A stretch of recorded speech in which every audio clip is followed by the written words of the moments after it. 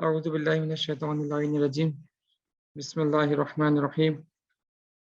अल्हम्दुलिल्लाहि रब्बिल आलमीन व बिही नस्तईन व हुवा खैरुल मुईन। वस्सलातु वस्सलामु अला रसूलिल करीम व अला अहलि बैतिहित ताहिरीन। आप तमाम पार्टिसिपेंट्स को जाफ़र तैयार लाइब्रेरी और डेस्टी एजुकेशनल नेटवर्क के जानिब से खुशामदीद कहते हैं।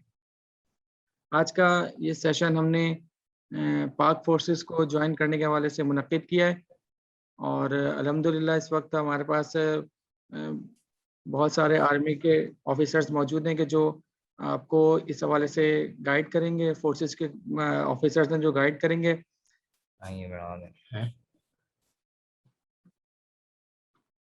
तो मैं गुजारिश करूंगा ब्रदर हसनैन से कि वो तिलावत कलाम पाक के ज़रिए इस आज के सेशन का आगाज़ करें। ब्रदर हसनैन। आवाज आ रही है मेरी?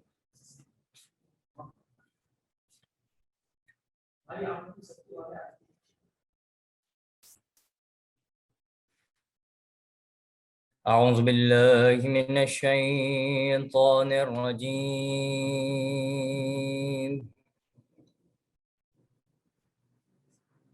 बिस्मिल्लाहिर रहमानिर रहीम।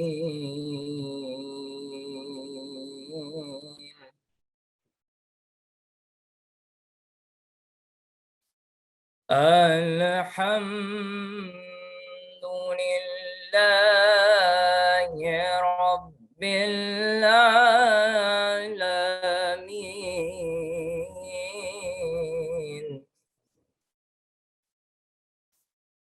अर्रहमानिर रहीम।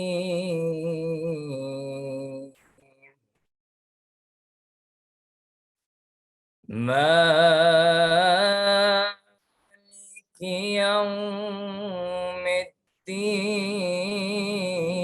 इय्याका नअबुदु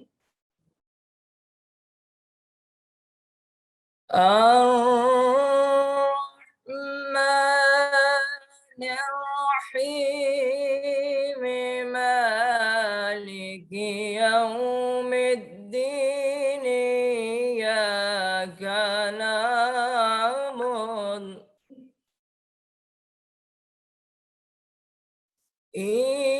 इय्याका नअबुदु व इय्याका नस्तईन।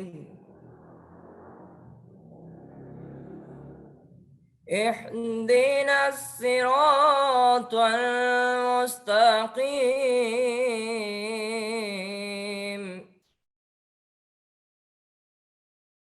सिरातल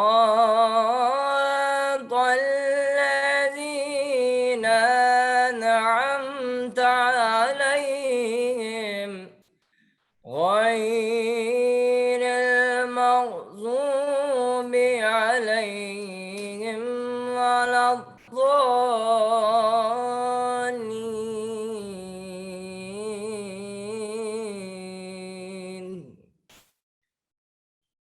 सदक़ल्लाहुल अलीयुल अज़ीम।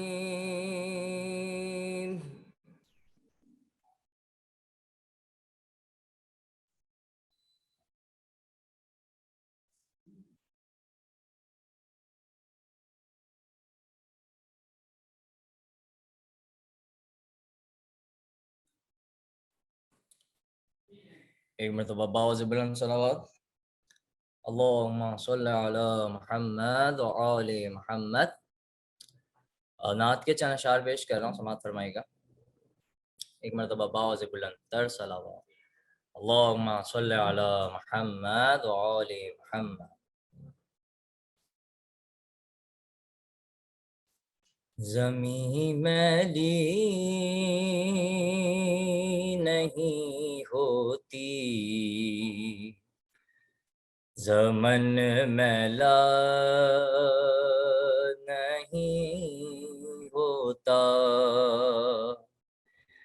जमी मैली नहीं होती, ज़मन मैला नहीं होता, और ज़मीं मैली नहीं होती, ज़मन मैला नहीं होता। मोहम्मद के गुलामों का कफन मैला नहीं होता। मोहम्मद के गुलामों का कफन मैला नहीं होता। और शेर पेश करना समाप्त फरमाएगा। मोहब्बत कमली वाले से वो जज्बा है, सुनो लोगो, और मोहब्बत कमली वाले से वो जज्बा है, सुनो लोगो, ये जिस मन में समा जाए वो मन मैला नहीं होता। ये जिस मन में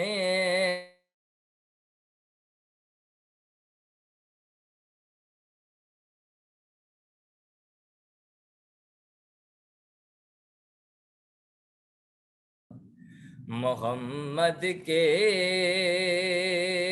गुलामों का कफन मैला नहीं होता। मोहम्मद व आले मोहम्मद सलावत। जज़ाकल्लाह ब्रदर हसनैन तिलावत कलाम पाक का और रसूल खुदा सल्लल्लाहु अलैहि वसल्लम की खिदमत में हदिया नात पेश कर रहे थे।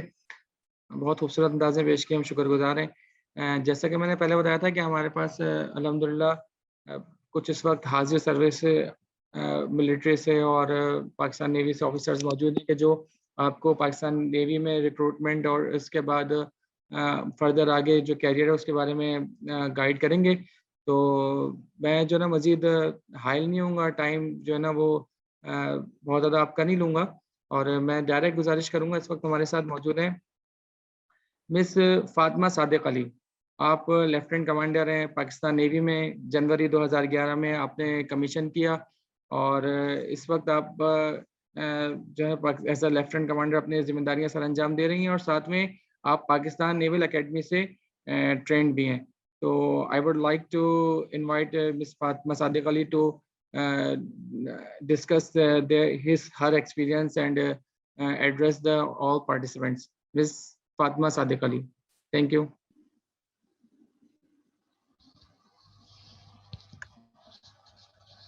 जी अस्सलाम वालेकुम everyone and Bismillahir Rahmanir Rahim.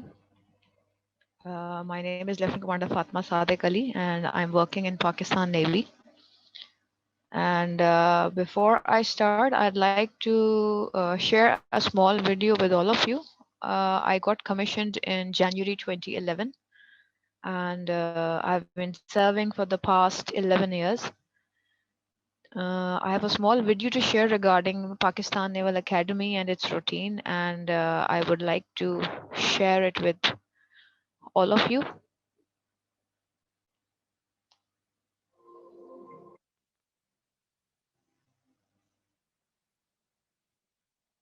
आपको नजर आ रहा है?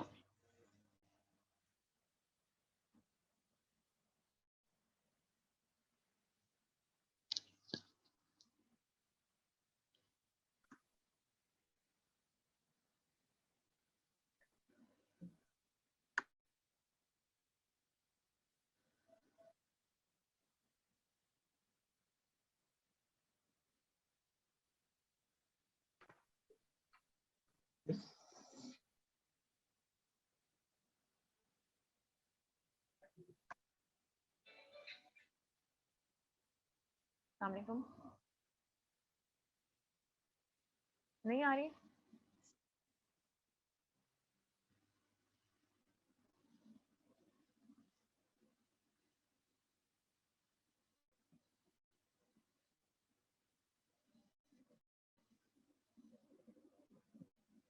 आ गई?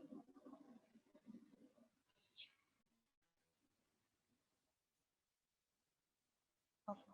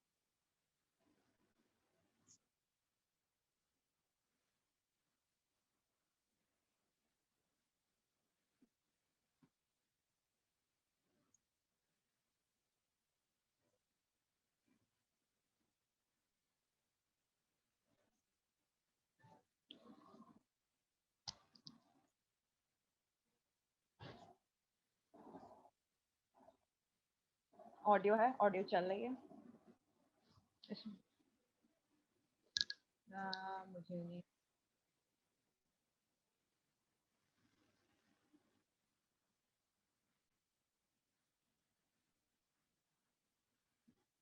आ रही ऑडियो।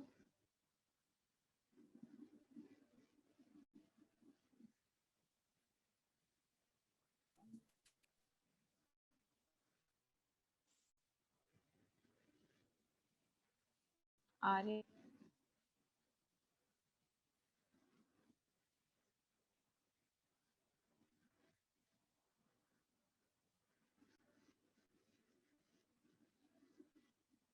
अच्छा चलें, मैं प्रेजेंटेशन चला लेती हूँ, ठीक है।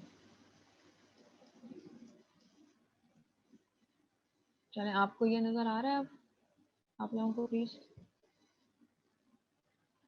हेलो? जी नज़र आ रहा है।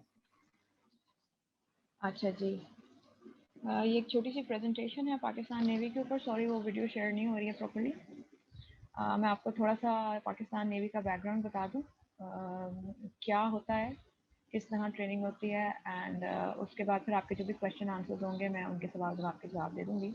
Basically Pakistan navy is one of the 3 armed services of Pakistan, and navy या बहरिया को इसलिए अहमियत दी जाती है because it's a very tedious job. Not to say anything in regards with Pakistan Army and Air Force, because हर एक का अपनी value है. Fighting in air, fighting on land is not easy. Similarly, fighting in sea is not easy, especially when you die during a sea battle or during sea. It's one of the it's not a very easy death, to be very honest. Because all you have is a sky above you and the water beneath you. There is no land. So हमारे मजहब में भी इसको बड़ी अहमियत दी जाती है. This is one of our platforms.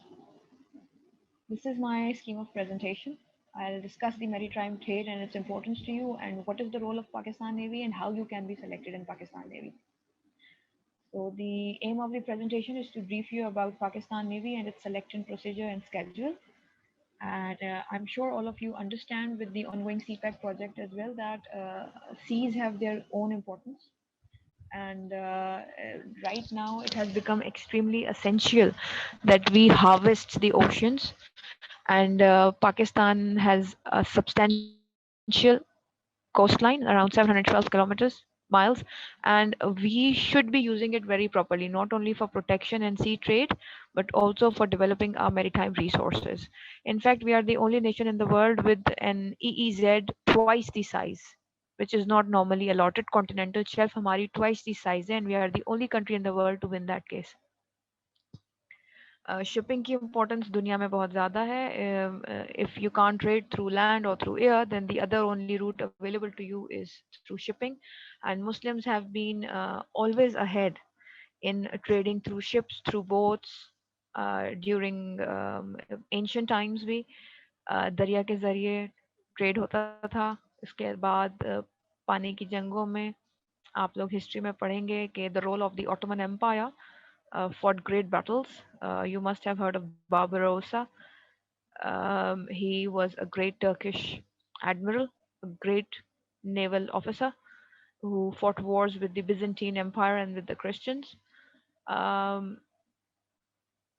Trade की इम्पोर्टेंस के बाद जो अगली चीज़ है वो मैं आपको रोल ऑफ पीएन में बताती हूँ. Basically Pakistan navy is not only there to protect Pakistan against any aggression from the seaward side. It is also there to protect our sea frontiers from any intrusion, and it protects our merchant ships at Navy which carry out maritime trade. It performs search and rescue operations. It is involved in surface, air, and subsurface engagements, and obviously naval bombardment.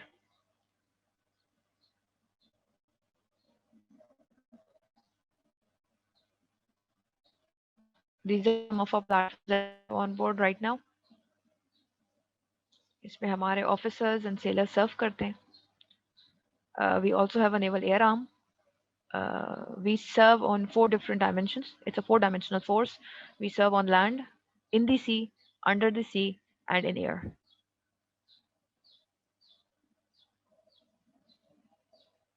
This is our special services group. All right, what is the recruitment and selection? To join Pakistan Navy as an officer, there are 2 pathways. The first is the regular commission, which is the cadet entry, and the second is the short service commission. The regular commission, which is the cadet entry, for that your eligibility criteria is that male citizens of Pakistan, you should be 16 and a half to 21 years. You must have passed your intermediate exams या आपने intermediate के exams आप देने वाले हो. 5'4" आपकी minimum height होनी चाहिए है. And your qualification should be FSc with physics, maths and chemistry or computer science or stats with 60% marks from any HEC recognized institute. Metric qualification metric में आपके 60% marks होने चाहिए हैं और जो appearing candidates होते हैं उनको at least ये hope होना चाहिए कि उनके 65% marks आएंगे. Below 65 हम accept नहीं करेंगे. अगर आप आ भी जाओगे join भी कर लोगे तो आपको वापस भेज दिया जाएगा. If you have done your A levels, you have to submit a equivalence certificate.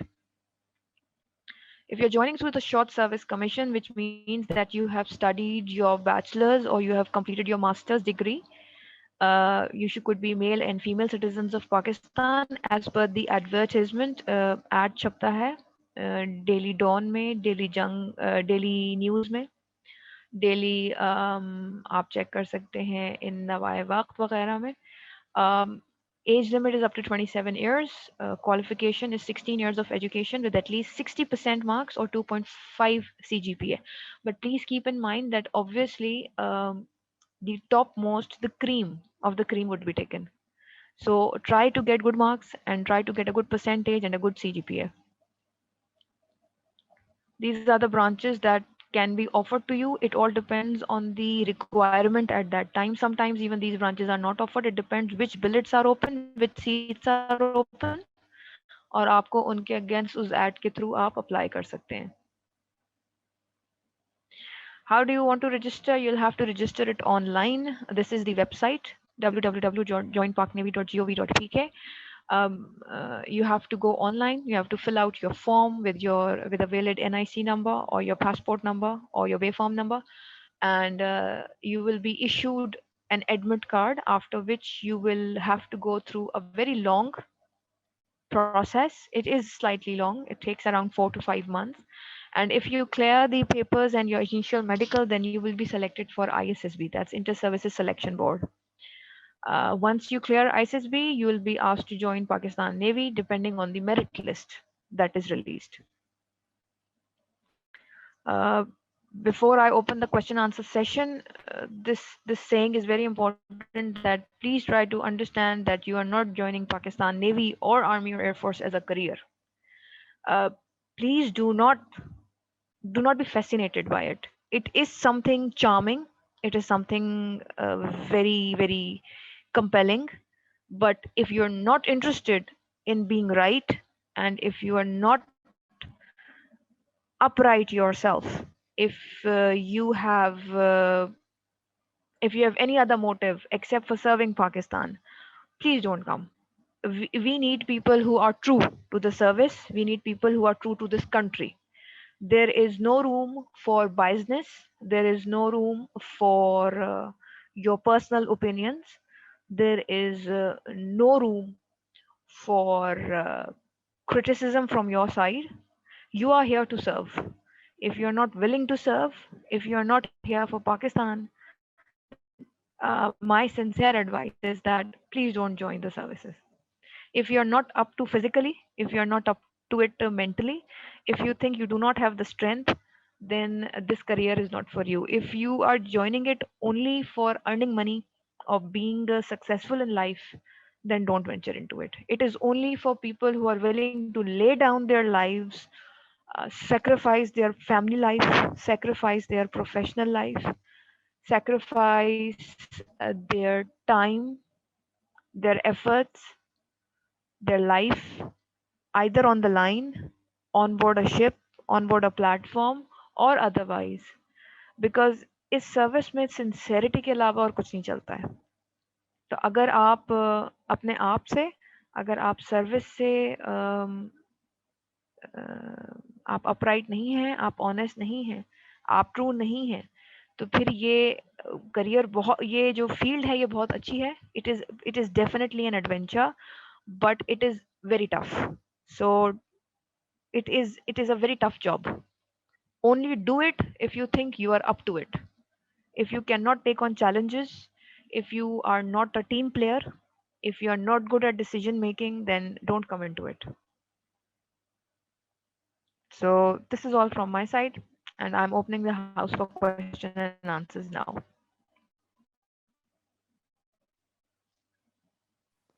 Okay, thank you, madam. Participants, if anybody has any question, please raise your hand. I'll ask them to open your mic if any of participants have any question. Okay, Saira Bibi, you can open your mic, Saira Bibi.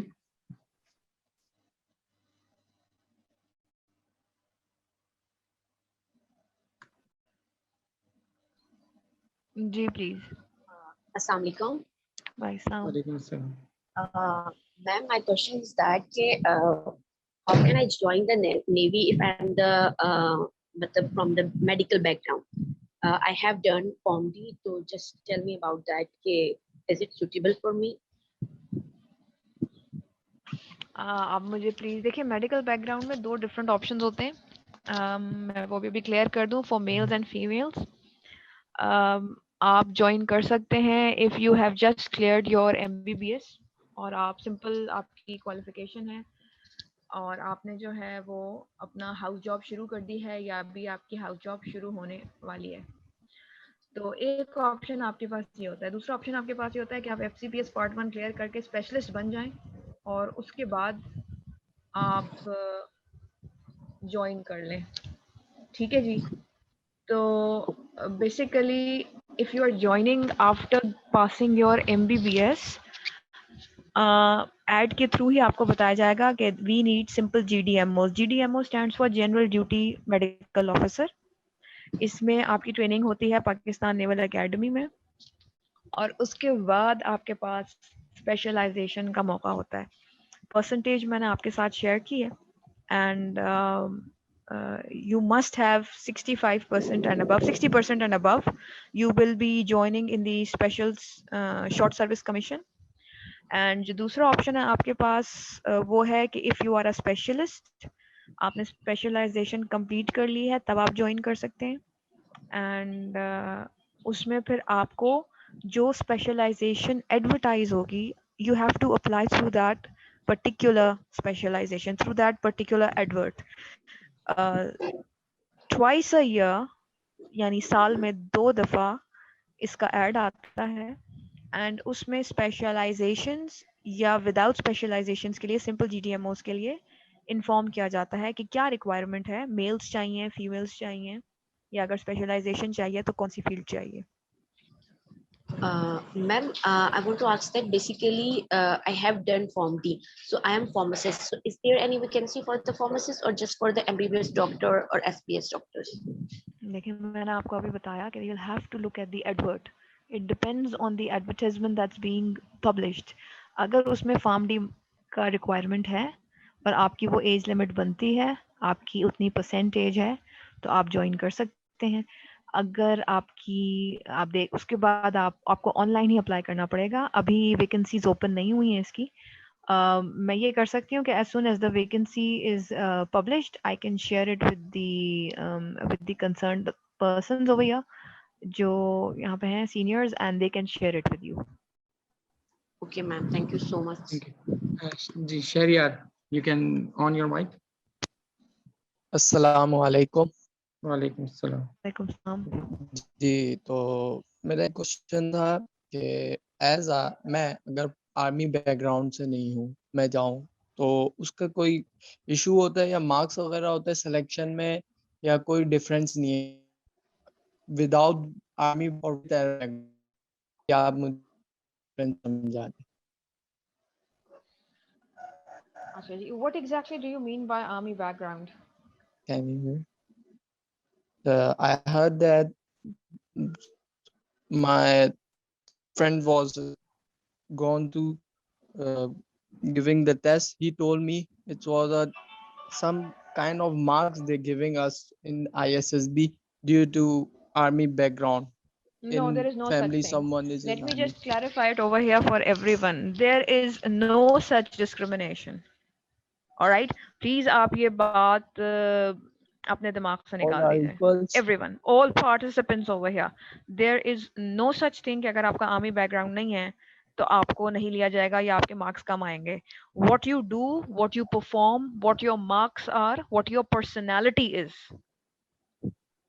Basically, Okay. उस पे आपको choose किया जाता है. Please remember that you must have an upright character. सबसे पहले तो number 2, there should be no biasness. You are there to serve Pakistan. You are not there to serve your own personal purpose. Number 3, your marks should be perfect. अगर आपके marks, if you're joining as a cadet entry, you must have 65% and above. Number 4, you must be physically fit. You must not have an injury. If you have an injury, then obviously it's going to hamper your training. You can't join with an injury. And to be physically fit, you should all do basic exercises. You should all work out. So there is no such thing. It's a myth. I'm sorry. It's a rumor. Please be very careful about this. ये बातें ऐसे मत फैलाइए. There is no such truth in these things. Just because आपका army background नहीं है, आपको ऐसा कुछ भी नहीं है. नो, आपकी परफॉर्मेंस पे, आपकी कैपेबिलिटी पे, आपकी हाजिर दिमागी पे, आपकी फिजिकल फिटनेस पे आपको चूज किया जाता है. आप कितने मैच्योर होते हैं, आपको उस पे चूज किया जाता है, आपकी मैच्योरिटी पे. ठीक है, तो अपने आप को अभी से ग्रूम करना शुरू करिए. Okay, thank you Syeda Zahra Fatima. और मैं गुजारिश करूंगा अपने तमाम पार्टिसिपेंट से कि रिलेवेंट क्वेश्चंस करें, क्योंकि टाइम कम है. हमारे पास नेक्स्ट गेस्ट भी हैं, नेक्स्ट स्पीकर भी हैं, तो kindly be relevant. Syeda Zahra Fatima.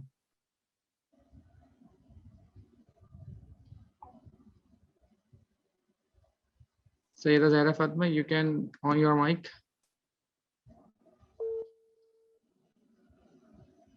Okay, I think she can't do. Sayyid Muhammad, I don't know his complete name. Sayyid Muhammad. Assalamu alaikum, ma'am. Ma'am, can you discuss some basic points or the main points regarding ISSB? Because I appeared 2 times in ISSB. First time I screened out in Pakistan Air Force, and second time then I not recommended. So you can discuss some basic points regarding ISSB.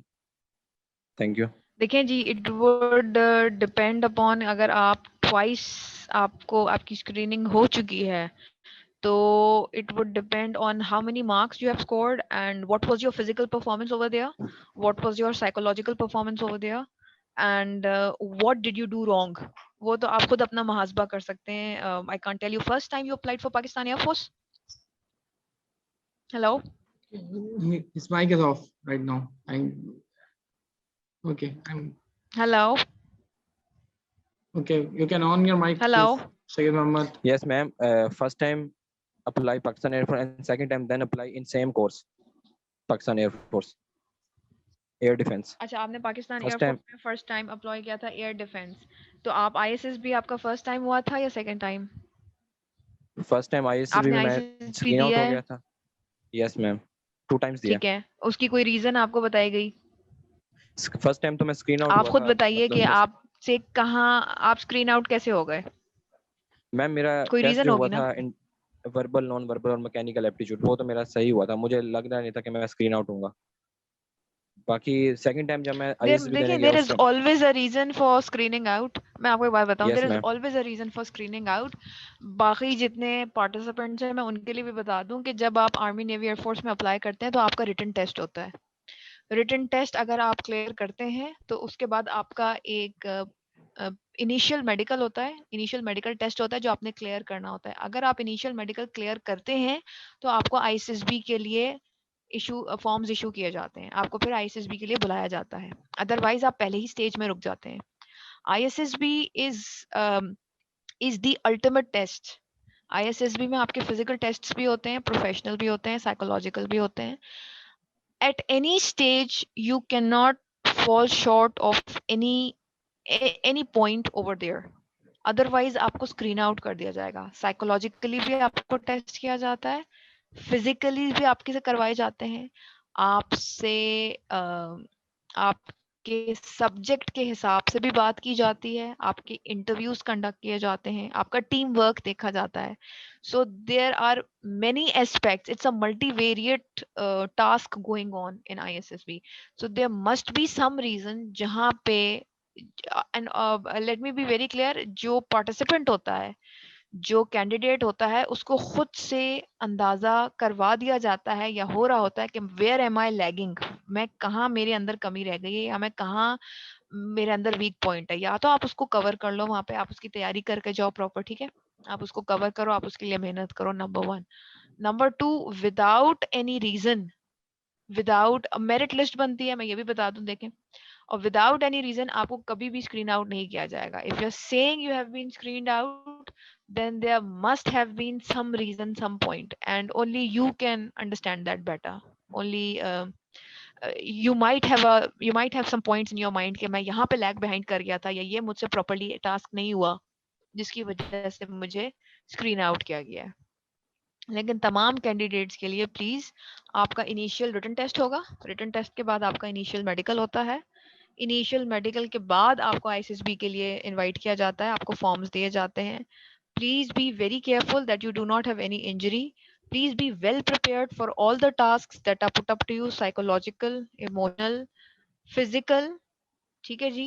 Subject wise आपका जो भी subject cadet भी जा रहे हैं या आप as an SSC officer जा रहे हैं, you have to be well prepared for it. Your general knowledge should be excellent. You should be very good in oral mathematics.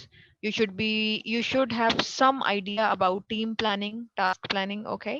And above all, you should have believe in yourself, believe in Allah, and you should be confident that I can do it. But when I say be confident, it means that do not be overconfident. क्योंकि जहां आप overconfident हुए वो भी पता चल जाता है और ओवर कॉन्फिडेंस को कोई भी पसंद नहीं करता. Try to remain within your limits. एक अपनी लिमिट्स डिफाइन करिए एंड आपने उससे ज्यादा ओवर कॉन्फिडेंट नहीं होना है. ठीक है, बहुत ज्यादा वहां बोलना नहीं है. ठीक है, वो खैर फर्दर टिप्स आपको जैसे जैसे सेशंस होंगे वो हम फिर वर्कशॉप्स वगैरह में, प्रैक्टिस सेशंस में वो भी कर सकते हैं. लेकिन सबसे बड़ी चीज ये है कि you must have faith in yourself and in Allah. ठीक है जी. ओके, फिजा बतुल मैम, हम 2:45 के बाद जब कर्नल शिराजी के सेशन के बाद क्या क्वेश्चन आंसर कर सकते हैं? Are you available ma'am Fatima? कर लेंगे, नो प्रॉब्लम. ओके ओके, अभी अब जो थोड़ा सा हमारे पास टाइम है, I think we Available can होंगी, go no problem. To 2:45. So Miss Fizza Batul, you can ask your question. अस्सलाम वालेकुम So now, वालेकुम सलाम. मैम, मुझे ये पूछना था, मैं कंप्यूटर साइंस की फील्ड से हूँ, तो मैं किस तरह ज्वाइन कर सकती हूँ पाक आर्मी या नेवी? अब देखिए, मैंने आपको बताया कि जब ऐड आएगा, जब एडवर्ट आएगा, उसके बाद ही आपको पता चलेगा कि उसमें कौन सी सीट है. ठीक है जी. एंड उसमें इस दफा की क्या रिक्वायरमेंट है. हर दफा हर सीट एडवर्टाइज नहीं होती है. It depends on billet. Billet का मतलब होता है seat. It depends on the seat, it depends on the requirement of the service, कि आर्मी नेवी एयरफोर्स को किस चीज की रिक्वायरमेंट है. उसके लिए द ओनली वे इज कि आप एड्स मुसलसल देखते रहिए, और जहां पे जब आपका वो आए, साल में मैंने आपको बताया ट्वाइस एड्स आते हैं हर फोर्स के. आर्मी नेवी एयरफोर्स अपनी वेबसाइट पे एडवर्टाइज करती है, तो आप इंटरनेट के थ्रू भी चेक कर सकते हैं, आप न्यूज़पेपर्स के थ्रू भी चेक कर सकते हैं. और जैसे ही आपको पता चले कि एडवर्टाइजमेंट आ गई है, और फॉर एग्जांपल आपका सब्जेक्ट उसमें एडवर्टाइज हुआ है, उसमें आपके सब्जेक्ट की सीट है, और आप उस क्राइटेरिया को फुलफिल करते हैं, तो फिर आप अप्लाई कर सकते हैं. आपके पास कंप्यूटर्स की फील्ड में है तो आपके पास बैचलर्स की 4 इयर्स की डिग्री होनी चाहिए, या उसमें एमएस. okay, जी please. okay, Ustad Mohammad Hadi. अस्सलाम वालेकुम मिस।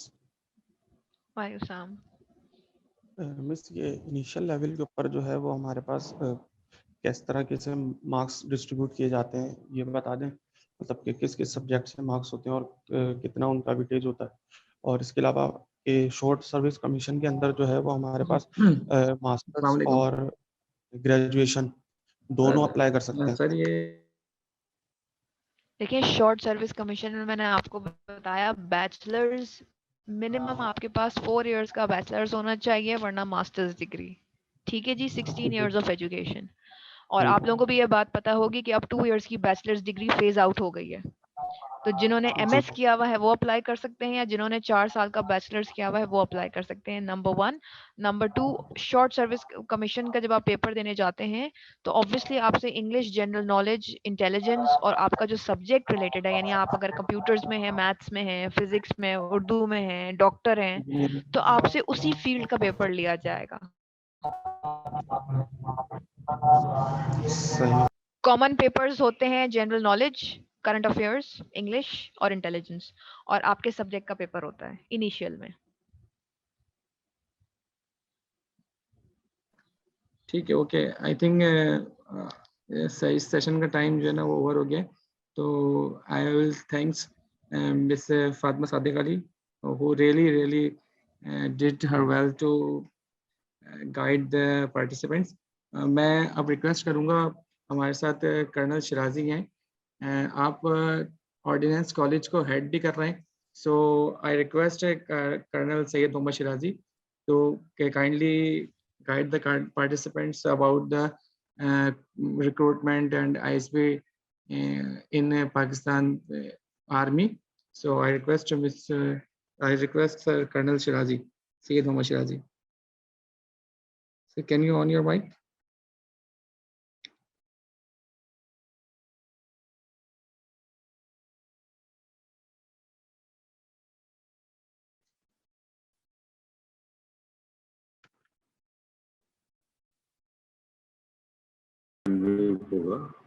हेलो जी जी, आवाज आ रही है सर आपकी.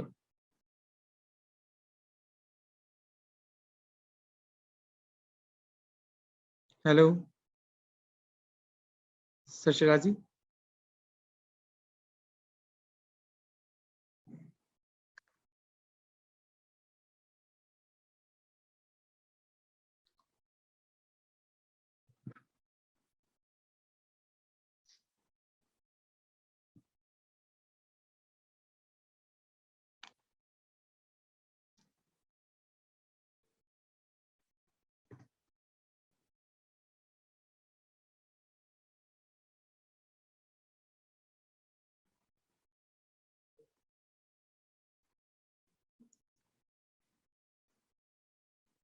उनका नेट नहीं चल रहा शायद सर.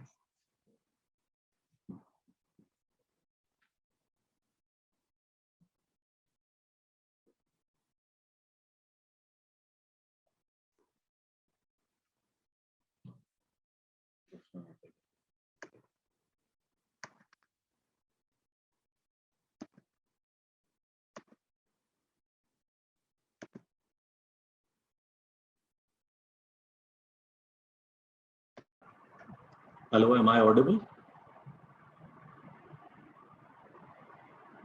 सर अब आपकी आवाज आ रही है। वालेकुम अस्सलाम सर, आपकी आवाज आ रही है जी। Assalamu alaikum everybody. I am Colonel Shirazi, and first of all I am thankful to Jafre Tayyar Library people who have allowed me to take this opportunity and brief you on what really it feels like to joining Pakistan Army. और मैं कुछ थोड़े से तकरीबन 20 से 25 minute में आपको बताऊंगा what all is good about the career as a Pakistan Army officer, और उसके बाद थोड़ा सा मैं आपको प्रोसीजर बताऊंगा कि कैसे आप ज्वाइन कर सकते हैं।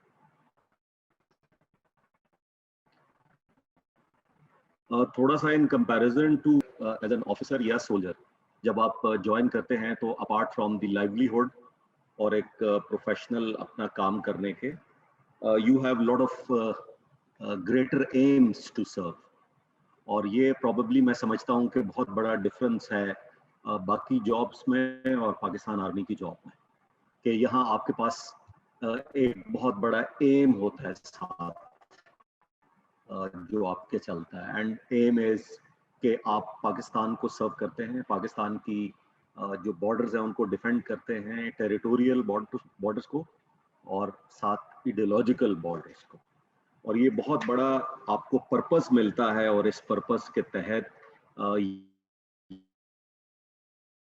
ये जो आपकी सर्विस होती है डिफरेंशिएट करती है दूसरे लोगों से जो नॉर्मल जॉब स्ट्रक्चर के लोग होते हैं। दूसरी बात मैं ये कहना चाहूँगा कि पाकिस्तान आर्मी इज इटसेल्फ बड़ा स्ट्रॉन्ग कल्चर है, ये एक बहुत बड़ा, और इस कल्चर को जब आप ज्वाइन करते हैं तो यू ब्लेंड इनटू इट, और ये एक बहुत कमाल की बहुत बड़ी फैमिली है, रंग लेते हैं तो you enjoy the every bit of life, और इसका एक अपना ऑरा है इसकी लाइफ का एक अपना बड़ा सिस्टमैटिक सा एक अपना तरीक़ाकार है, और मैंने देखा है कि लोग जो इसमें आ जाते हैं उसको बहुत एंजॉय करते हैं।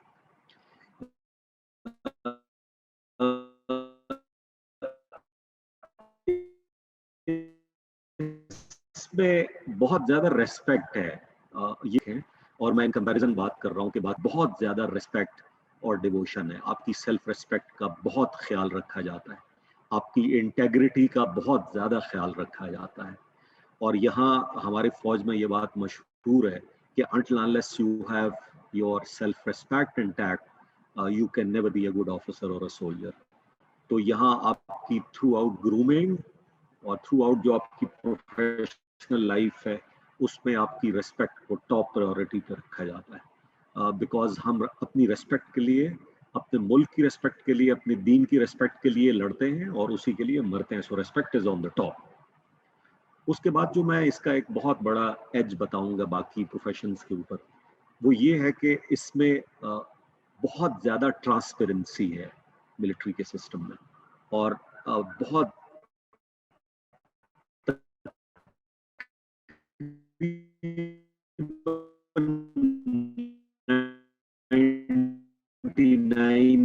% जस्टिस प्रिवेल करता है।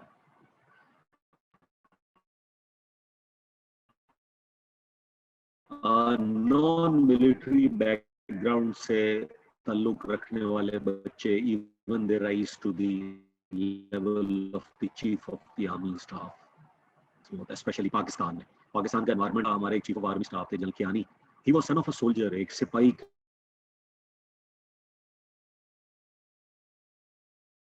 का बेटा था, और वो इसी फौज में, इस फौज का सरबराह बना। तो आप देख लें कि सिस्टम कितना शफाफ, कितना transparent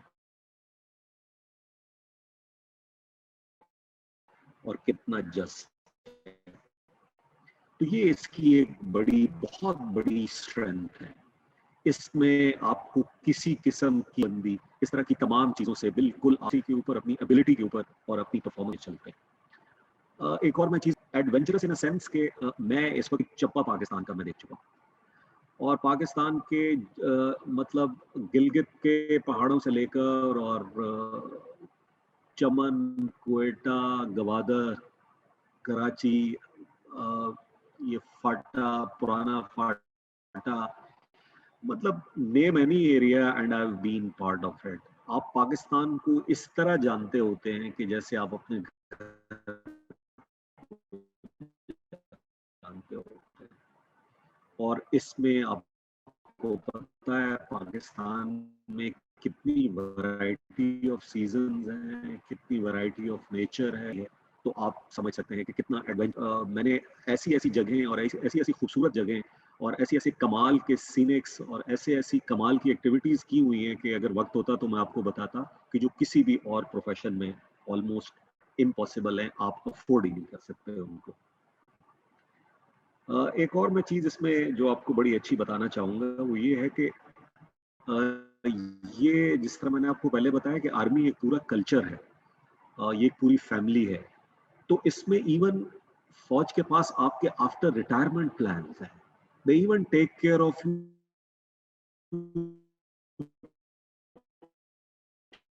throughout your life. Retirement pay doesn't end it all, sustain करती है बिल्कुल आपके एंड तक।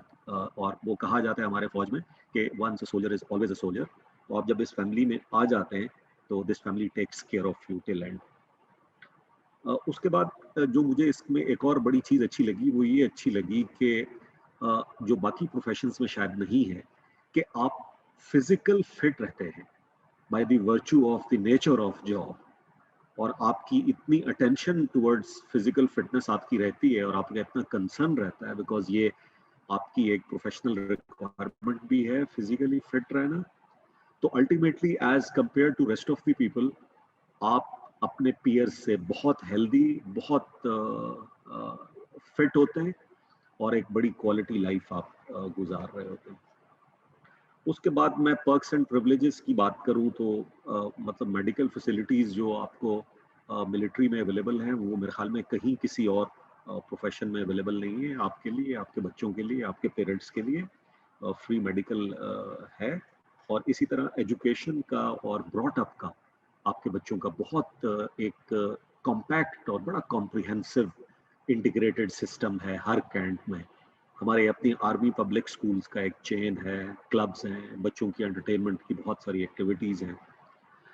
और उसके अलावा अबव ऑल मैं कहूँगा कि यूनिफॉर्म पहनने का जो एक प्राइड है, जो एक यूनिफॉर्म पहनने के साथ एक ऑरा है, एक जो उसके साथ आप कह सकते हैं कि एक सैक्रेडनेस या एक जज्बाती या इमोशनल आपका लगाव होता है मिसाल में, उसको तो मतलब आप किसी लफ्ज़ों में बयान नहीं कर सकते। आई रिमेंबर कि मैंने पहले दिन जिस दिन वर्दी पहनी थी तो मैं कितना प्राउड फील कर रहा था और मुझे ऐसे लग रहा था कि शायद दुनिया की हर चीज़ मुझे मिल गई हो। और आज 30-31 साल के बाद आज भी सुबह वही फीलिंग मुझे होती है जब मैं वर्दी पहनता हूँ, तो मुझे लगता है कि जैसे मैं एक कोई बिल्कुल ही कोई अछूती चीज़ में ढल चुका हूँ और एक बड़ी मुक़द्दस जो है फ़रीज़ा मैं अंजाम देने जा रहा हूँ। और ये उसके लिए ये मैंने बतौर लिबास इस वर्दी को पहना है। तो with saying all this I would अर्ज ऑल यू यंग पीपल कि ये एक बहुत कमाल का प्रोफेशन है, प्लीज़ जॉइन इट। झिझकिए नहीं और अपनी पूरी एनर्जी के साथ और पूरे ज़ील और ज़ेस्ट के साथ अप्लाई करें, इसकी बहुत अच्छी तैयारी करें और इसमें अपीयर हों। साल में 2 दफ़ा इसके टेस्ट होते हैं और एडवर्टाइजमेंट्स जैसे मेरी बहन पहले बता रही थी, ये 2 दफ़ा एडवर्टाइजमेंट्स आते हैं अखबार में और उनको उस अपॉर्चुनिटी को अवेल करें। अभी भी पीएमए लॉन्ग कोर्स जो है उसकी एडवर्टाइजमेंट आ चुकी है और ऑनलाइन एनरोलमेंट्स जो हैं वो हो रही हैं, 20th तक ओपन है। So I would request all of you to just avail this opportunity. और सबसे पहले अभी 10-11 दिन अवेलेबल है, अपने आप को इसके लिए अवेलेबल करें, रजिस्टर करें खुद को ऑनलाइन।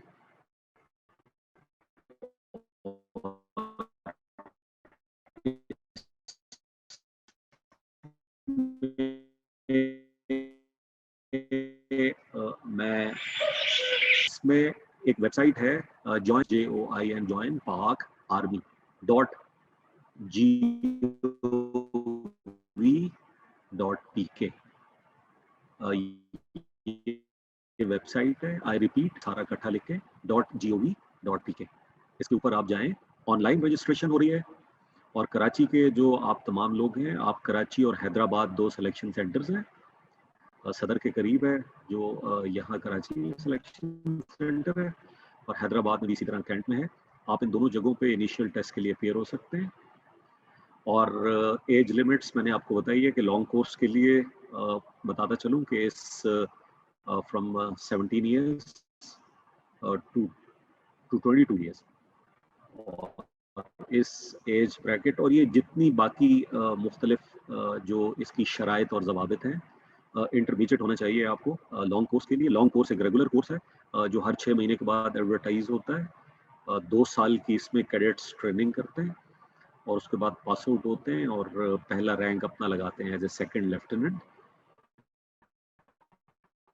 एंड देन अपना कैरियर स्टार्ट करते हैं। टेक्निकल ग्रेजुएट्स की है, उसमें अगेन आप एफएससी प्री इंजीनियरिंग के साथ आते हैं और उसमें मिलिट्री आपको जो है कुछ 6 इंजीनियरिंग के डिसिप्लिन हैं जिनमें आपको आगे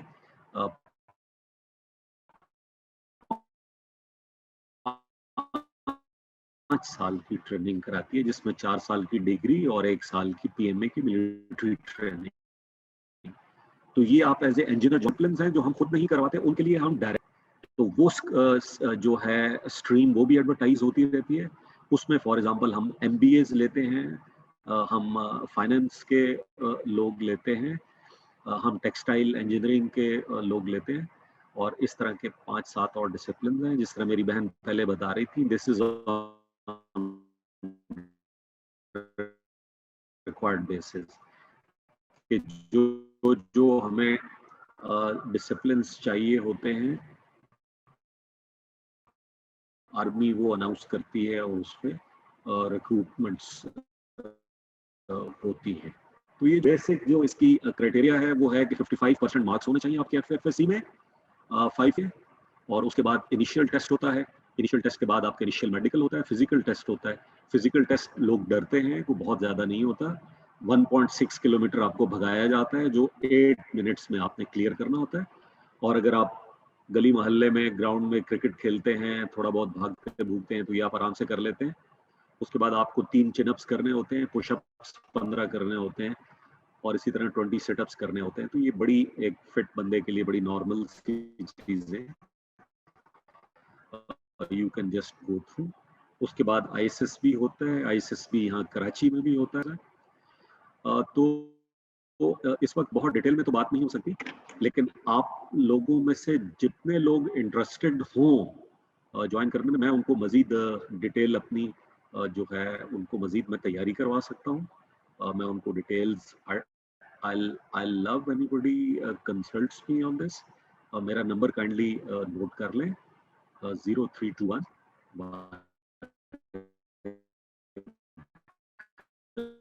नंबर है 0321 027, आई रिपीट 0321 8927 027।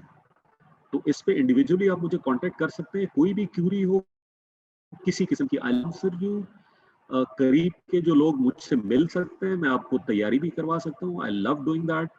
और मैं I am ready for any service. कंबर भाई ने मुझे इस पे बहुत पर्सनली इस पे मुझे रिक्वेस्ट की है, and I am ready for any of the services. मैं मलीर कैंट में होता हूँ, यू कैन ऑलवेज कम, और आप मेरे पास आ सकते हैं। You can visit my office and I can really guide you. मैं आपको बता सकता हूँ कि ISSB में किन किन चीज़ों का ख्याल रखना होता है और क्या क्या चीज़ें देखी जाती हैं। बहुत सारे डाउट्स हैं जो मैं क्लियर कर सकता हूँ। जिस तरह से लोग क्वेश्चंस पूछ रहे थे, आमतौर पे ये पूछा जाता है कि ISSB में नॉर्मली किन चीज़ों को प्रेफरेंस दी जाती है, तो I can guide you on that, और मैं आपको बहुत अच्छा गाइड कर सकता हूँ। तो ये इस सेशन के बाद, इस सेशन में मे भी इतना वक्त नहीं हो, हम इन टॉपिक्स पे बहुत डिटेल में बात नहीं कर सके, तो इसके बाद आई वुड लाइक कि मैं इस नंबर पे व्हाट्सएप भी है मेरा, एंड फेसबुक पे भी आप मेरे साथ कनेक्ट हो सकते हैं। तो आई एम हेडिंग एक मैं ट्रेनिंग इंस्टीट्यूट यहाँ मलीर कैंट में हेड कर रहा हूँ। इस वक्त तामी का I am a serving officer और इससे बड़ी क्या खुशी की बात होगी कि someone out of you wants to join army और मैं उसकी मदद कर सकूं, उसको हेल्प की डिटेल में नहीं जाऊंगा। डूज एंड डोंट्स और जो उसकी रिक्वायरमेंट्स हैं वो सब जो मैंने आपको वेबसाइट बताई है काइंडली विजिट कीजिए, उस पर आपको मिल जाएंगी। And rest everything, I am open to any sort of a question, and I would urge that this is one of the best दुनिया फिर चुका हूँ। I have served in United Nations thrice, और आपको ये इतनी अपॉर्चुनिटी देती है। I have done my PhD फौज में रहते मैंने 3 मास्टर्स किए हैं। So military gives you an opportunity for self development also. आप अपनी हायर एजुकेशन पूरी कर सकते हैं। देशन के साथ आर्मी आपको बेतहाशा मौका देती है कि आप उस पर काम करें, आप उनके साथ जा सकते हैं। मैंने 2-3 6-7 मुल्कों में काम किया हुआ है, और आर्मी आपको अपॉर्चुनिटीज इतनी है कि आपकी सोच से बुलंद है। और ये एक जो कॉमन नहीं, आर्मी का बड़ा क्लोज कल्चर है और बिल्कुल बंदा बंद हो जाता है और अपॉर्चुनिटीज नहीं है। No sorry, it's not like that. मैंने अभी मेरा दिल किया मैं सप्लाई चेन पढ़ूं, तो मैंने अभी IBS से पिछले साल सप्लाई चेन मैनेजमेंट में मैंने पोस्ट ग्रेजुएशन की है। तो आर्मी डजंट स्टॉप यू, आप जो पढ़ना चाहते हैं, बल्कि आर्मी आपको सपोर्ट करती है।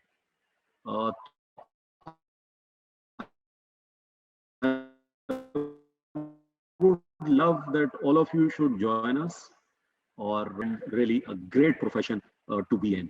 Thank you very much. I'm open to any of the questions. Thank you sir for your time. मैं सवालात दूंगा इंशाल्लाह, और मैं तमाम पार्टिसिपेंट से ये गुजारिश करूंगा कि अगर आप में से जो प्रिपरेशन करना चाहते हैं कि वी हैव बिल्कुल हमने प्रोग्राम बनाया हुआ है इसका, तो आप काइंडली जो गिवन नंबर था आप उस पर भी कांटेक्ट कर सकते हैं, और then we'll arrange the preparation sessions with military officers and other trainers. So आप लोग जो है ना वो बिल्कुल इस नंबर पे जिससे कांटेक्ट किया गया था उस पर भी आप कॉल कर सकते हैं। And sir is open for questions, so I will take the questions. I will request Ibad to kindly open your mic.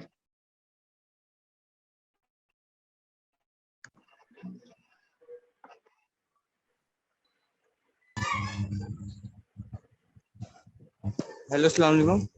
वालेकुम अस्सलाम वालेकुम। जी सर, हमारे मैट्रिक के एग्जाम अभी कोविड की वजह से रुके हुए हैं, तो हम कैसे नेवी और आर्मी ज्वाइन कर सकते हैं? बेटा, मैंने जिस तरह बताया कि नेवी और आर्मी की ज्वाइनिंग का जो बेसिक थ्रेशहोल्ड वो इंटरमीडिएट क्लियर करनी जो थी आर्मी नेवी की, ये बहुत पुरानी थी, खत्म हो चुकी है। तो अभी बेसिक थ्रेशहोल्ड है, इंटरमीडिएट आप करेंगे तो उसके बाद आप जो है अप्लाई कर सकेंगे। ठीक, ओके। अली असगर मुंतजरी।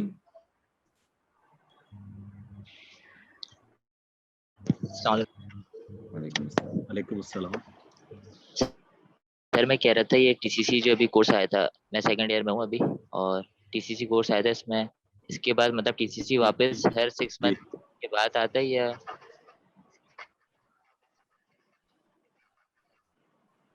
ये तकरीबन इस तरह रेगुलर नहीं, PMA long course.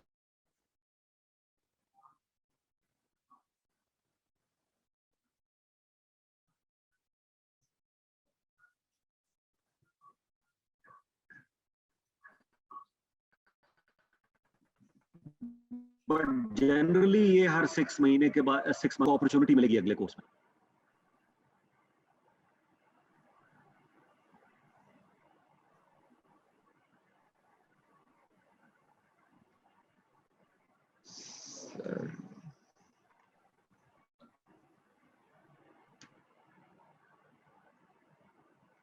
Ji, I said कि TCC courses, they are also repeated after every 6 months. But sometimes, you know, they miss out one odd course, and then the gap becomes like of 1 year. लेकिन regularly I am expecting कि the next TCC course should be announced with in like next 3 to 4 months inshallah. So you have an opportunity to apply again. Okay. Tareem Abbas.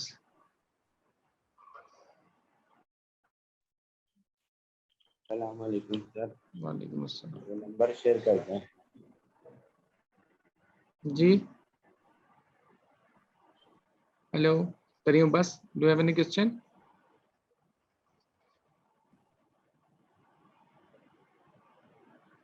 Okay. Iqra. Iqra. Iqra. Okay, I think she's not also there. Sayyid Mujahid Hussain.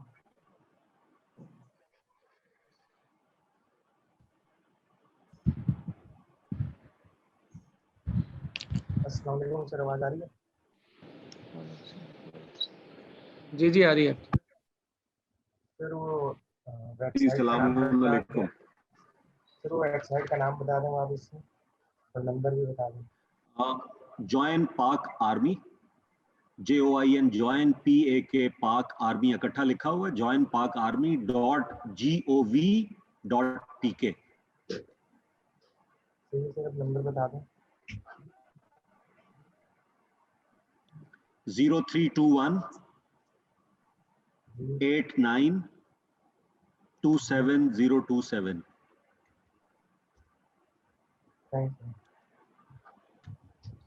जी मैं दोनों चीजें chat में लिख रहा हूँ।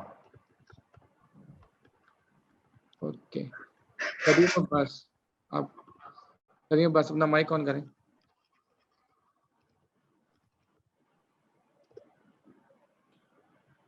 Sir वो number चाहिए था, सर ने बता दिया। बस ओके। जी मैंने चैट पे नंबर भी डाल दिए और वेबसाइट का एड्रेस भी डाल दिया, दोनों चीजें चैट पे डाल दी हैं।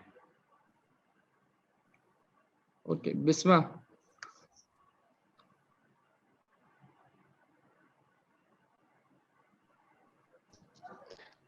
अस्सलाम वालेकुम। सर मुझे ना, मैंने अभी क्या नाम है वेबसाइट देखी है, तो मेल के मतलब बोला है कि मेल के लिए आएगी है, तो फीमेल का क्या है, आती है इसी में दिखाते हैं कि फीमेल के लिए आई है या नहीं आई है, जॉब वगैरह ज्वाइन करने का प्रोसीजर जो है। जी बेटा, जी बिस्मा बेटा, मैंने जो आपको बताया था कि जो तीसरी कैटेगरी है, जो हम डायरेक्ट जो है ग्रेजुएट या मास्टर्स लेते हैं, उसमें हम लेडी ऑफिसर्स लेते हैं और ये औरतों के लिए बहुत अच्छा करियर है। मेरे नीचे अभी इस वक्त तकरीबन 5 काम कर रही हैं, जिनमें से 4 MBAs हैं और एक टेक्सटाइल इंजीनियर हैं और एक मेटलर्जी की इंजीनियर है। तो इसमें जैसे मैंने आपको बताया कि डिपेंडिंग अपॉन द रिक्वायरमेंट, ये ऑफ एंड ऑन, ये रेगुलर सिस्टम नहीं है ख़वातीन वाला, बिकॉज ये वैकेंसी ओरिएंटेड है और इसको मतलब मैं रेगुलर नहीं आपको इस वक्त बता सकता कि नेक्स्ट 2 महीने बाद कोई ऐड आएगा या 4 बाद या 6 बाद। बट बिस्मा बेटा कीप विजिटिंग दिस, और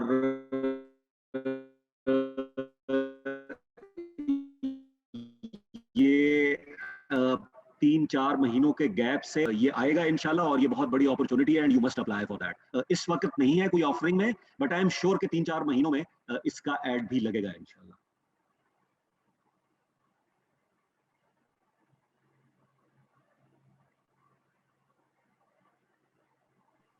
सैयदा सहरा फातिमा। अस्सलाम वालेकुम। अस्सलाम वालेकुम।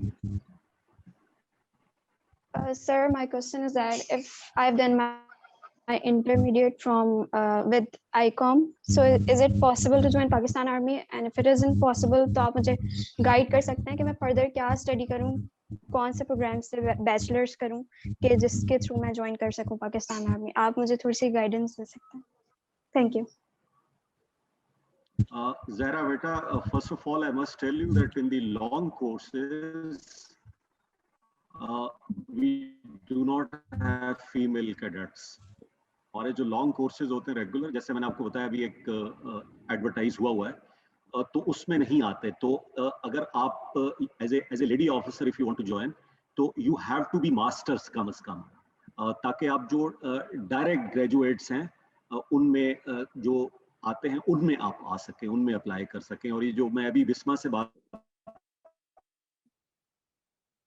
सर कौन सी कर रहा फील्ड था में मास्टर्स कि आप? ये इंशाल्लाह जी फील्ड्स इस पे मैं आपको बता देता हूँ।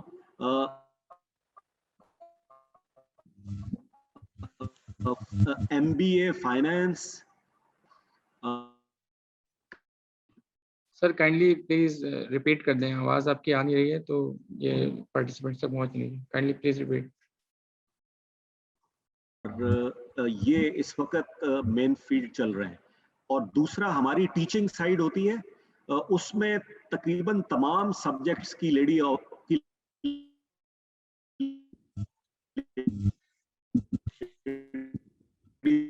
ऑफिसर्स इंडक्ट की जाती हैं, लाइक बिदू, इस्लामियात, पाकिस्तान स्टडीज, क्योंकि ये भी हमारी रिक्वायरमेंट होती है। तो it's a mix of subjects. तो इस पे मैं मजीद अभी लेटेस्ट ट्रेंड चेक करके तो मैं कंबर भाई को दे दूंगा, ये आपको कन्वे कर देंगे कि इस वक्त लेटेस्ट रिक्वायरमेंट्स क्या चल रही हैं।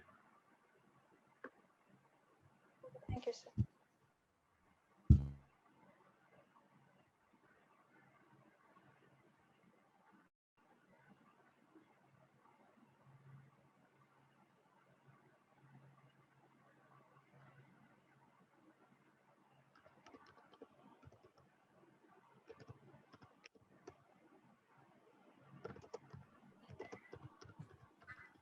हेलो अस्सलाम वालेकुम अस्सलाम वालेकुम। सर, मेरा 1 जून को लॉन्ग कोर्स का टेस्ट है, आप मुझे थोड़ा गाइड कर जी देंगे? जी ये जो अभी लॉन्ग कोर्स का 148 लॉन्ग कोर्स का चल रहा है, इसके लिए इन्होंने जो है जनरल नॉलेज, इंग्लिश और IQ के टेस्ट हैं। सही। ये बाजार से जो है आपको अच्छी किताबें दूंगा कि इसकी जो प्रिपरेशन है वो अभी बुक ओरिएंटेड करें, बिकॉज अभी अखबारें पढ़ के और लंबी लंबी चीजें पढ़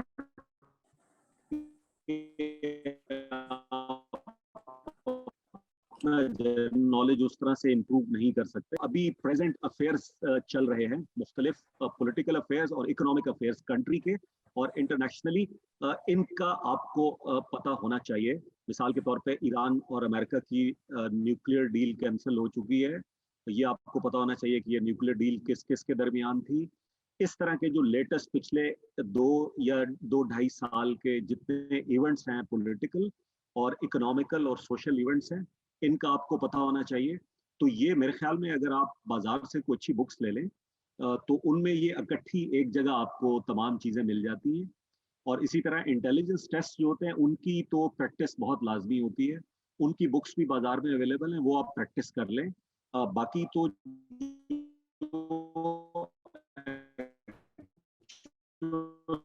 वहाँ चीज आएगी वो एक्चुअल देख के आपको करनी पड़ेगी। और इंग्लिश का अपना थोड़ा सा एनोनिम्स देख लें, एंटोनिम्स देख लें। मेरे ख्याल में ये इंग्लिश वाला तो बहुत मुश्किल होता है कि आप 10 या 12 दिनों में अपनी इंग्लिश लैंग्वेज को इतनी डेवलप कर लें। वो तो माशाल्लाह जितनी आपने डेवलप की होगी उसी हिसाब से चलेगा। हाँ, मतलब एक रिफ्रेश आप जरूर कर सकते हैं। जनरल नॉलेज आप बहुत अच्छा इम्प्रूव अपना कर सकते हैं कोई बुक लेके, बिकॉज वो जनरली हमारा नहीं होता। हम इस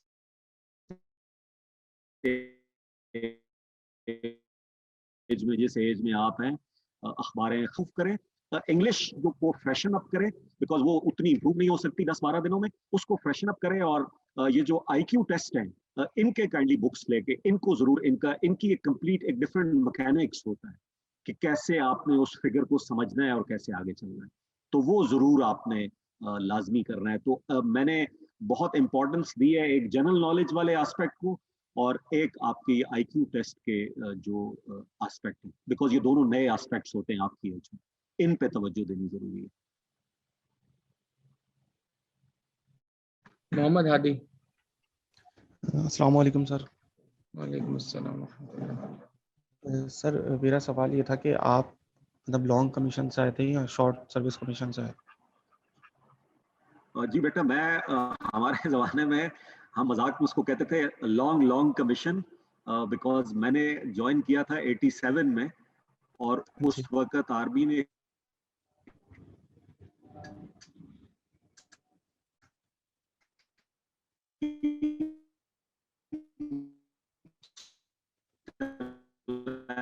थी कि मैट्रिक के बाद लेते जी थे, तो मैं मैट्रिक के बाद मैंने ज्वाइन किया है और उस वक्त 4 साल की ट्रेनिंग में, तो I am from the long course. हम आगे चलते हैं।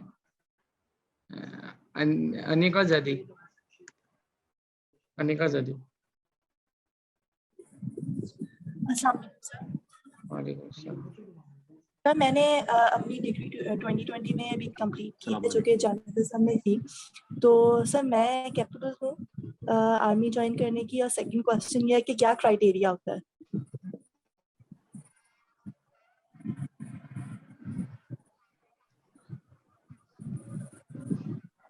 रिपीट करेंगी? आपने पूछा है कि क्राइटेरिया क्या होता है? जी सर, मैंने ये कहा कि मैंने जर्नलिज्म में अपनी डिग्री की है 2020 में। क्या मैं कैपेबल हूँ किसी आर्मी को ज्वाइन करने के लिए? और सेकंड क्वेश्चन ये है कि क्राइटेरिया क्या है? जी बेटा, उसमें जी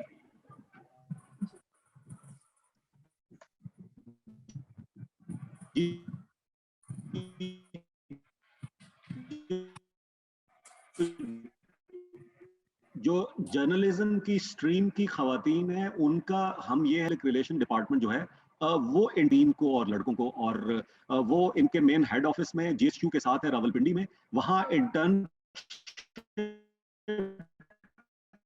करवाते हैं एंड देन आप उनको एज ए सिविलियन जर्नल, ये कैरियर स्ट्रीम है। यूनिफॉर्म में अभी तक मास्टर्स इन जर्नलिज्म की कोई स्ट्रीम मेरी नजर से नहीं गुजरी है।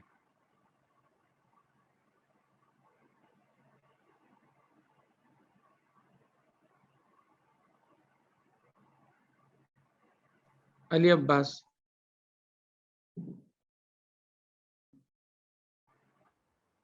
अस्सलाम वालेकुम सर। क्वेश्चन मेरा ये है कि आईएसएस की रिपीटर फॉर्म मुझे कहा गया है कि आप लेके आएंगे, क्योंकि मैं रिपीटर हूँ। 147 में मैंने अप्लाई किया था तो आईएसएस भी मैं नॉट रिकमेंड हो गया था, तो 148 में मैंने दोबारा अप्लाई किया है और अब मेरा टेस्ट है। वो कह रहे हैं कि 18 से 20 के दरम्यान में ना आप रिपीटर फॉर्म जो है आईएसएस का वो लेके आए। तो वो मेरे पास फॉर्म तो नहीं है, जो नॉट रिकमेंडेशन का जो लेटर आया था वो मेरे पास है, तो क्या वही मैंने लेके जाना है या कोई और फॉर्म मुझे मिलेगा?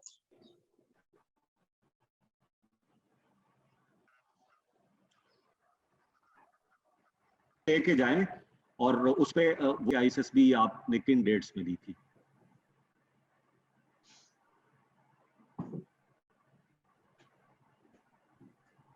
Hello,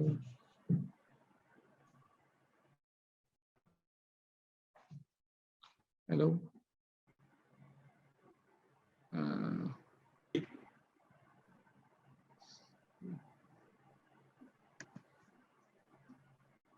hello Ali Abbas, mic on कर लें। सर आप काइंडली रिपीट कर दें, आपकी आवाज़ सही नहीं आ रही थी।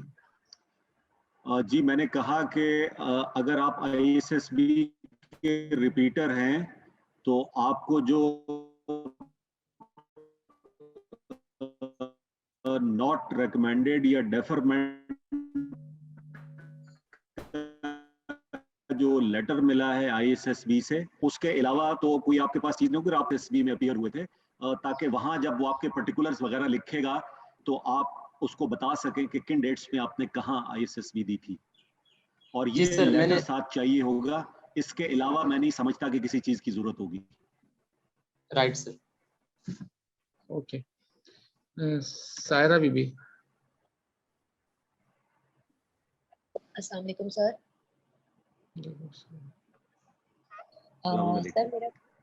सर मेरा क्वेश्चन ये है कि जैसे कि आपने कहा कि फीमेल के मास्टर प्रोग्राम बहुत अच्छा है अगर आप उसके थ्रू आर्मी ज्वाइन करते हैं। सर मैंने जैसे फॉर्म भी अपना कंप्लीट कर दिया। Now currently I am doing MBA health and hospital management from the CBM university. तो sir am I just eligible for कि मैं मास्टर के किसी भी डिग्री के उसमें अप्लाई कर सकती हूँ, या पर्टिकुलरली फाइनेंस और जो आपने बताए बस वही मतलब टारगेट्स करते हैं वो लोग? Saira, your voice was little distorted. I couldn't understand कि आपने किस ओके सर, मैं रिपीट करती हूँ.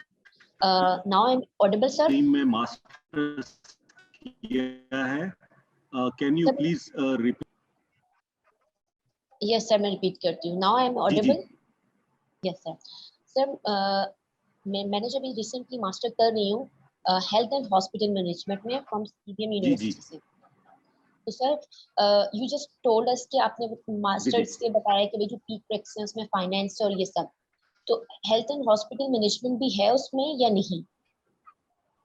सायरा बेटा, health and hospital management actually हम ये डिसिप्लिन हमारे अपने पास है, और सीएमएच और मिलिट्री हॉस्पिटल रावलपिंडी जो है उनका जो अपना इंस्टीट्यूट है आर्मी मेडिकल कॉलेज के नाम से, वहाँ हम इसमें पीएचडी तक करवा रहे हैं. तो इसमें चूंकि हम सेल्फ सफिशिएंट हॉस्पिटल मैनेजमेंट, इसमें हम पीएचडी तक इंटरनली खुद करवाते हैं.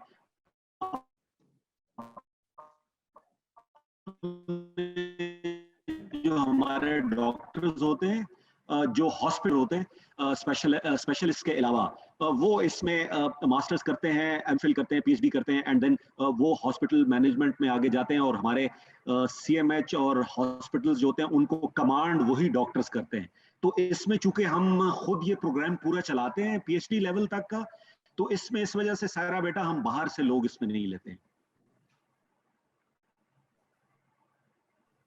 ओके, आई थिंक मेरे पास जो है ना वो सर हम कंटिन्यू कर सकते हैं सवाल सिर्फ 5 मिनट तक. जी जी श्योर. ओके, आई थिंक कंबर अली आप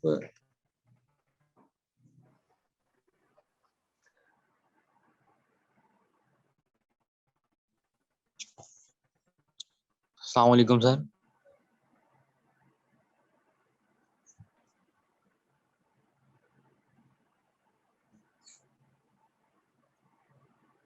जी बेटा सवाल करें कंबर अली.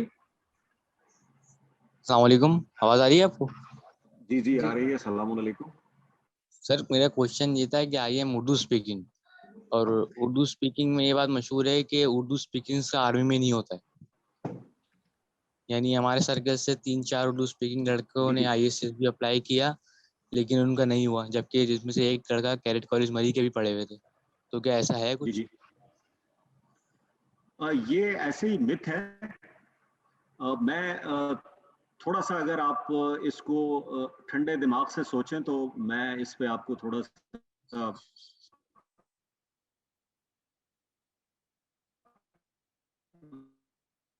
बताना चाहूँगा. मेरे बहुत सारे स्टूडेंट्स उर्दू स्पीकिंग हैं, और मैं कराची में तकरीबन मुझे जो कम्युनिटी है इसमें जनरली जितनी भी कम्युनिटी है उसमें मैंने देखा है कि वो जो एक वॉरियरिज्म है, या मैं जिसको कहूँ कि एक वो बहादुरी या वो वाली एक चीज जो है वो मैंने निस्बतन देखी है. रिलेटिवली इस चीज में जो है स्टूडेंट्स जो एप्लीकेंट्स होते हैं मार खाते हैं. अभी फॉर एग्जांपल ये चीज पठान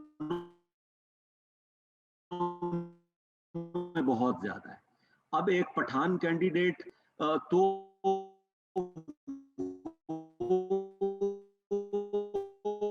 क्वालिटीज, मुझे ये बोल्डनेस वाली, छाती आगे करके लीड करने वाली, ये क्वालिटीज मुझे उस by virtue of the nature वो मुझे थोड़े से उस पठान बच्चे में रिलेटिवली, मिसाल के तौर पे अगर 20 हैं तो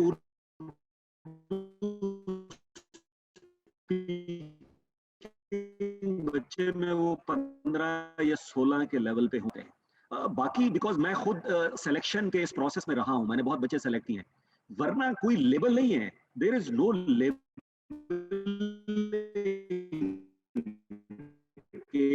ये उर्दू स्पीकिंग है तो नो लेबलिंग एट ऑल.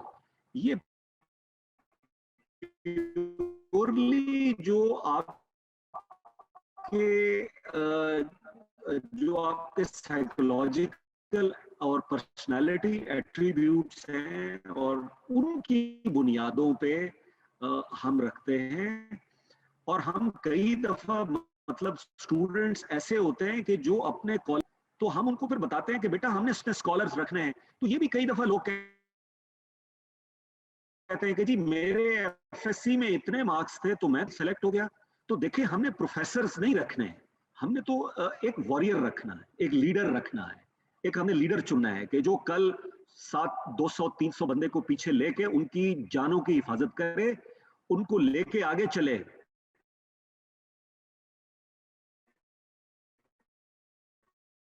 और सर्व करे। तो हमने वो एट्रीब्यूट्स बंदे में शिकायत करते हैं। अच्छा, जो उर्दू स्पीकिंग बच्चे होते हैं इनकी अक्सर ये शिकायत है, ये पढ़ाकू बहुत अच्छे होते हैं, इनके नंबर बहुत अच्छे होते हैं, अंग्रेजी इनकी बहुत अच्छी होती है, बट ये चीजें प्रायोरिटीजों के बाद आती है। ये जो पर्सनल ट्रेट्स होते हैं, leadership trait, character, strength of character, boldness, initiative, कितना इस बंदे में दम है, ये चीजें जो हैं ये जरा टॉप प्रायोरिटी पे आती हैं। तो उम्मीद है कि आपको ये बात समझ आ गई होगी। लेबलिंग कुछ नहीं है, sorry. Okay, I think last question for today. Sayyid Hassan Askari, Hasnain Askari. Hello, अस्सलाम वालेकुम। सलामुन अलैकुम। सर आवाज आ रही?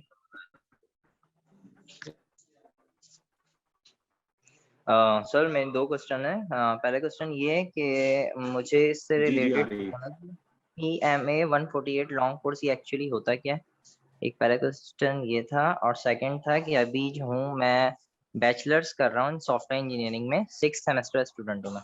जी जी जी जी। और अभी रिसेंटली अभी मेरी एज 23 है, तो अगर मैं अप्लाई करना चाहूँ तो मैं अपनी बैचलर्स की डिग्री कंप्लीट होने का वेट करूँ तो उस वक्त मेरी एज 25 तक हो जाएगी, या मैं अभी अप्लाई कर सकता हूँ, या मैं वेट कर लूँ बैचलर्स कंप्लीट होने तक?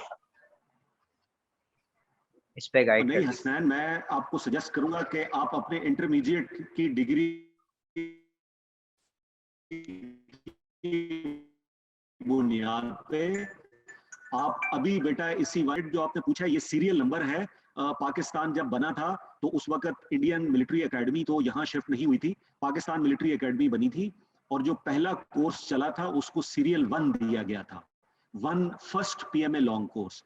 तो जिस तरह अभी मैं हूँ, मैं 85 PM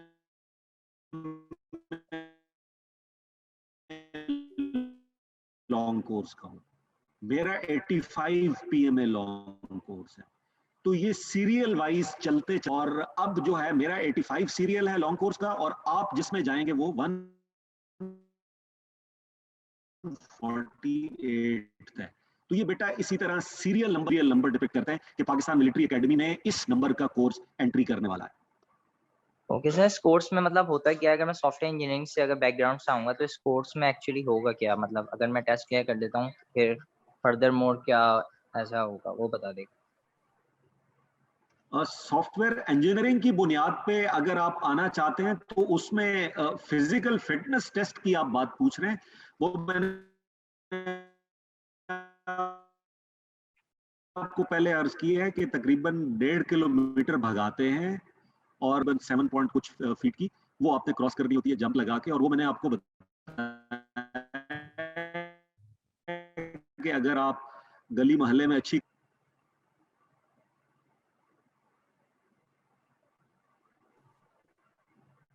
ji sir, okay, thank you. Okay sir.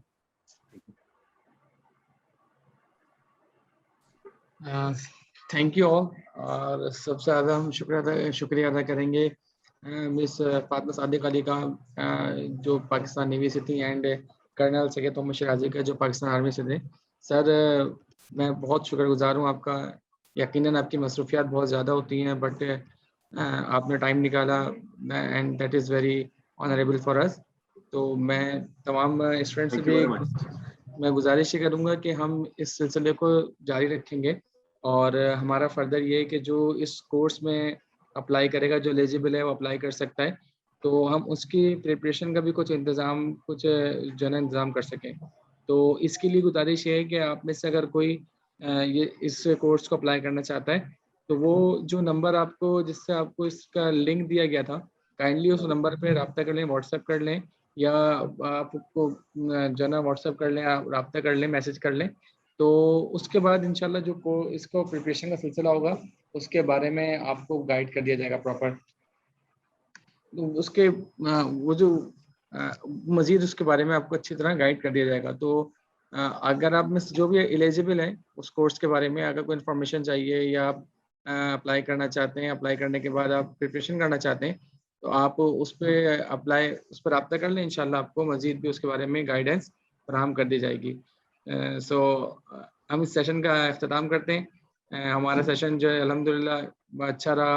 हमारे जो है स्पीकर्स ने बहुत अच्छा गाइड किया और आप तमाम शुरका का भी शुक्रिया अदा करते हैं हम जाफर तैयार लाइब्रेरी और डेस्टी एजुकेशन नेटवर्क की जानिब से। असल में ये जाफर तैयार लाइब्रेरी मलीर में वाक़ है और ये एक बेहतरीन प्लेटफॉर्म है कि जहाँ पर आके स्टूडेंट्स और रिसर्चर्स अपनी रिसर्चेस करते हैं। यहाँ पे मुख्तलिफ बुक्स अवेलेबल हैं, यहाँ पर रिसर्च के लिए रूम्स अवेलेबल हैं। और इसके अलावा डेस्टिनी एजुकेशन नेटवर्क है जिससे पब्लिक सेक्टर जॉब्स में और जो पाकिस्तान आर्म फोर्सेस हैं इनमें जॉब्स के लिए लोगों को प्रिपरेशन के इंतज़ाम करती है। तो इन दोनों ने मिलकर ये प्रोजेक्ट शुरू किया है।